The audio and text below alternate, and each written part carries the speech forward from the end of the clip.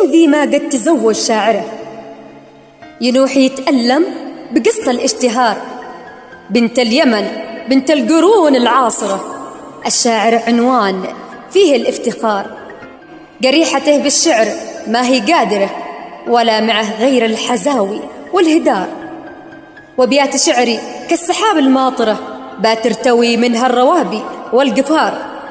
وللوطن في كل موقف حاضرة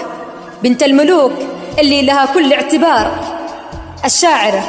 الشاعرة فيها المشاعر وافرة وهي من أسباب الرقي والازدهار، أبياتها مثل الزهور العاطرة وشموخها بالرد معنى الانتصار، الكل متزوج دياره عامرة، أما السبب يا ذاك حسن الاختيار، يا الشاعر الغاوي جعل لك باخرة تقدمك للحوت وجبة في البحار، كم جهدها تكتم وتجلس صابرة، من حقها تكتب ومنك الاعتذار. قلنا تسلمي على هذه النصيحة النادرة، ارجعي إلى ربك وبالتوبة البدار، وكورتك في الحرب كورة خاسرة، هزيمتك أهدت لهاجس الانتصار،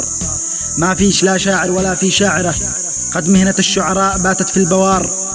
في سورة الشعار آية طاهرة تصيب أمثالك بداء الانهيار، لكن عماها القلب يعمي الناظرة، فأكل خبز الهند ما هوش كالفشار.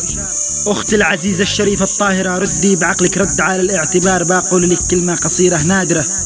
مضمونها في الشعر حسب الاختصار، بنت النبي هل هي كانت شاعرة؟ يا ذي نطقتي وين رد الاعتبار؟ اختاري وين بتدخلي في الآخرة، أما جنان الخلد ولا في السعار.